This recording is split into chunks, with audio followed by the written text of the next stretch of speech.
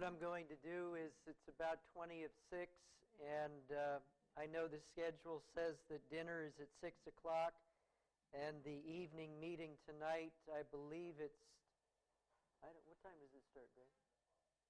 7 o'clock? Okay. So what we'll do is we'll cut short the question and answer period. I'll try to get to as many of these as I can. Obviously, I'm not going to get to all of them. One that I probably am guessing that several of you wanted to know about, and I asked Hugh and Chris if they would write this question. They said, could you please explain a little bit more about what happened with the Seventh-day Adventist pastor who went to the meeting with the Christian Alliance? About 3 months ago, I had a phone call from a retired Seventh-day Adventist minister, and he lives in the northeastern part of the United States, and he wanted to get some of my books. And he told me, he said, I'm a part of the Christian Coalition. And I said, what in the world are you a part of the Christian? Why are you a part of that group? Because it's very ecumenical. He said, I am there to observe and to find out what's really going on. Well, he continued on, and he said that last spring he was at a meeting in which there were several Catholic cardinals, Nancy Pelosi, the Speaker of the House. And at that meeting, one of the cardinals stood up and said, the only way that America can be restored from their free fall to disaster is if they have a national day of rest. Now that's what the man told me. I wasn't at the meeting, but I had no reason to doubt him or feel that he wasn't telling me the truth. Now, he then went on to tell me, he said in April of this year, next month, that he is going to be at a meeting, I believe it's April 17th, in Washington, D.C.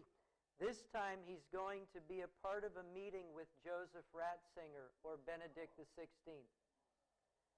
And folk, you know, as we've said already today, Pope Benedict XVI, from the very beginning of his pontificate, has been pushing for Sunday laws worldwide.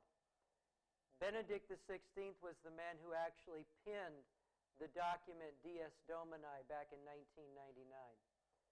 So I have every reason to believe that this retired Seventh-day Adventist minister was absolutely telling me the truth, and I believe every word of it.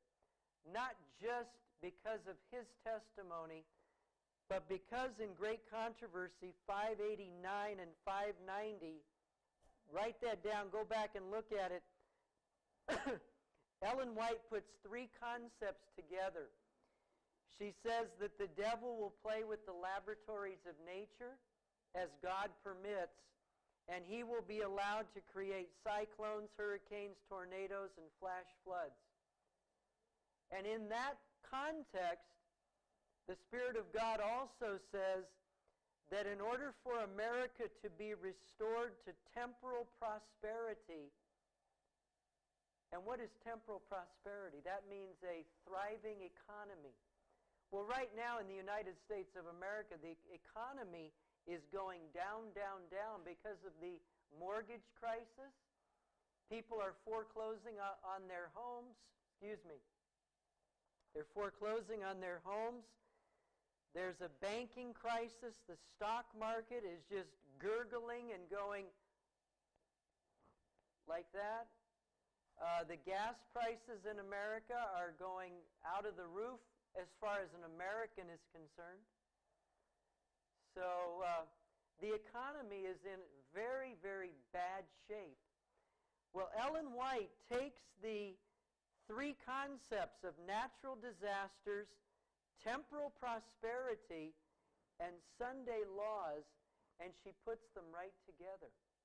You go back and read it. Great Controversy 589 and 590. It's all right there. It's all right there. So, not only do I believe this retired Seventh-day Adventist minister is telling the truth, I think the spirit of prophecy says Look for those things because they're all going to happen and they're all going to mesh together. And that's what's going on in America right now. Another question here. Somebody asked me, okay, here it is. Can you please explain Daniel 11:45? What is the glorious holy mountain? Well,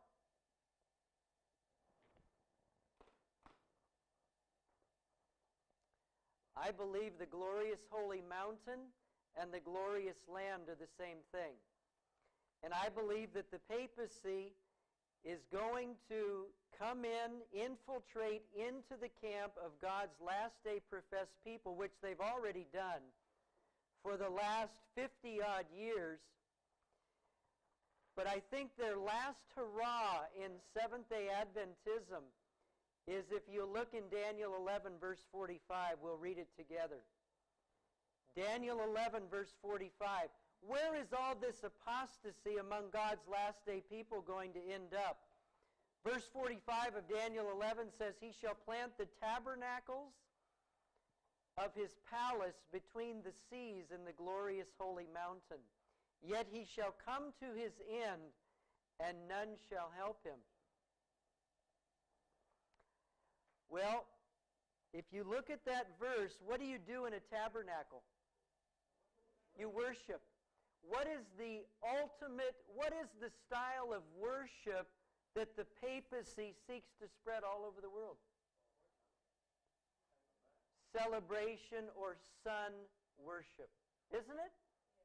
Sun worship. I believe, folk, what Daniel 11:45 is saying is that he, the king of the north, the papacy, would plant his style of worship, which is sun worship, between the seas and the glorious holy mountain. Meaning, the last hurrah for the papacy is to set up Sunday worship in the midst of God's last day professed people. You know, I was in a Seventh-day Adventist church, I don't remember when it was, 6 years ago up in Tennessee. And I made that comment that Sunday worship would be embraced by the great bulk of Seventh-day Adventists. There was a lady sitting back over in the corner, and when I said that, she just had the biggest grin on her face. And it was as if she was trying to tell me, "You're crazy." Well, you know, I looked at her, and I said, you can laugh at me all you want. That's okay. But I said, don't laugh at the Spirit of God. And then I read this statement, and there was no more smile on her face. And I want to read it to you. This is taken from the Second Advent Review in Sabbath Herald, Volume 1, page 405.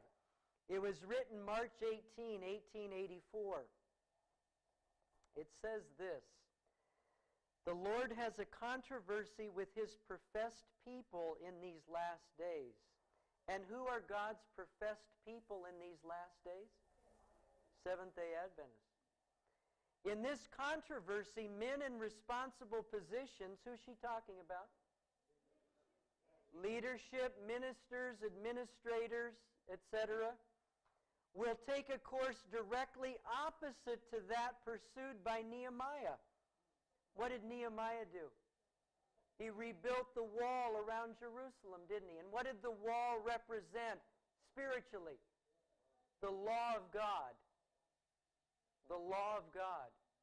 So Nehemiah not only physically restored the wall around Jerusalem, but he was restoring the principles of the law of God at the same time. It says here in this controversy, leading people in the Seventh-day Adventist denomination would take a course directly opposite to that pursued by Nehemiah. Nehemiah exalted the law. Leaders in Seventh-day Adventism will destroy it. They will not only ignore and despise the Sabbath themselves, but they will try to keep it from others by burying it beneath the rubbish of custom and tradition. In churches and in large gatherings in the open air. What do you call a large gathering in the open air? Camp meeting. A camp meeting. It says this, ministers, and what kind of ministers are we talking about? Seventh-day Adventist ministers will urge upon the people the necessity of keeping the first day of the week. That's where it's all heading, folks. The papacy entered the glorious land, God's last day professed church, and their ultimate goal was to set up Sunday worship in Seventh-day Adventism. That's what I believe Daniel 11, verse 45 is talking about.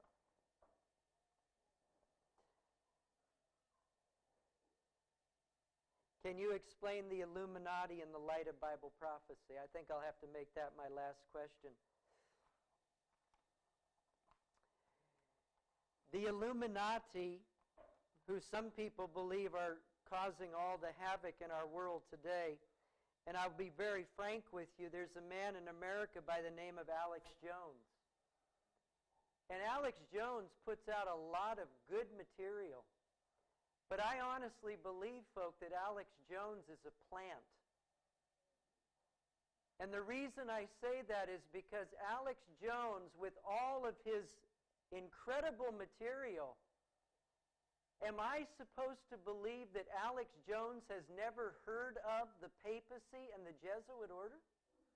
Am I supposed to believe that? That's ridiculous.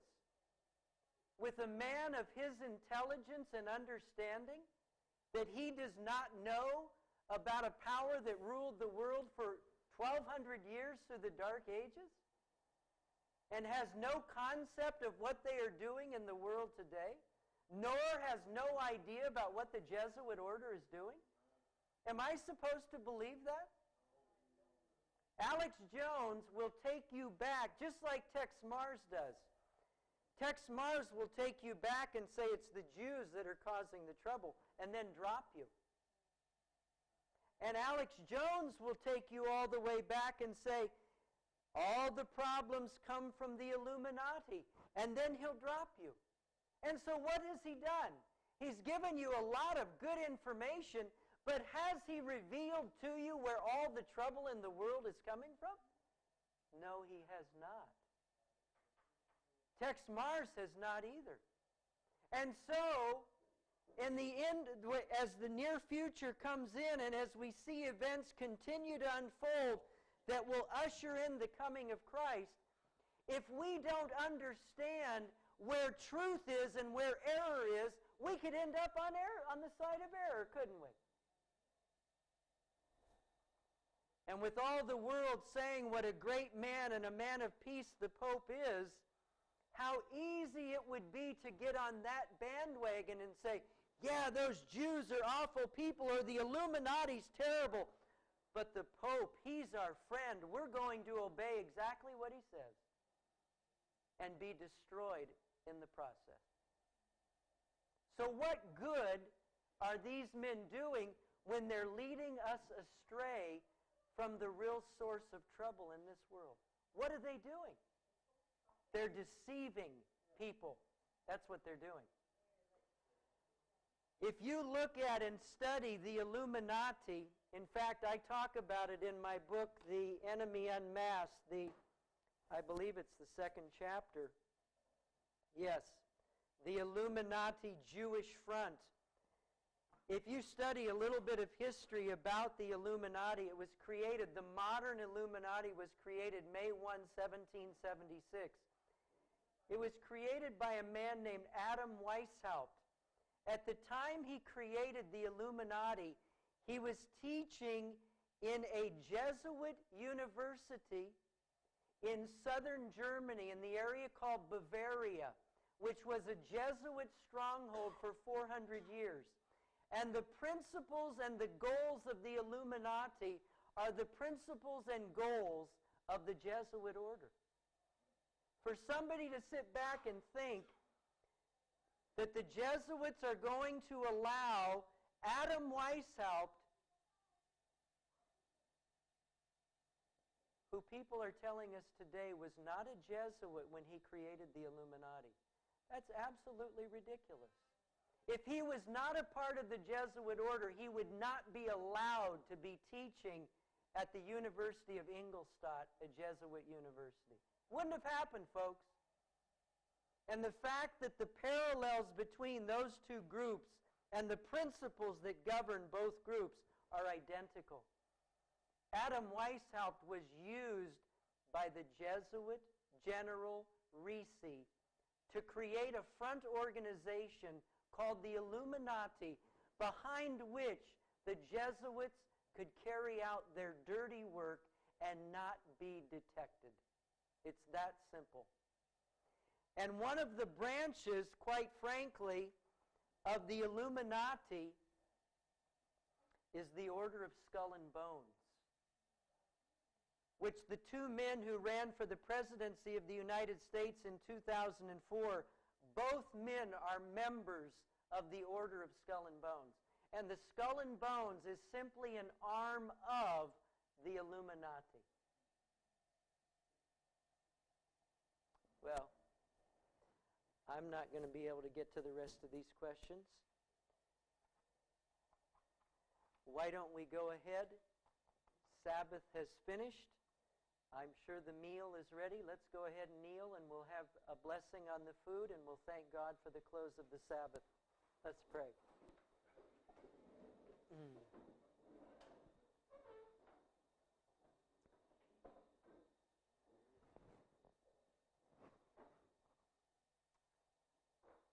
Father in heaven, thank you for your many, many blessings to us today. Thank you for being present here and seeking to help us to understand your word. Thank you for the gift of prophecy that sheds light upon your word for us. Thank you for this beautiful Sabbath day that we've been able to share together. And thank you for this food. Help it to give us strength as we begin this new week now, to remember the Sabbath day throughout the week, that you are our Creator and our Redeemer each and every day. Please bless us with that experience. In Jesus' name, amen. It's given you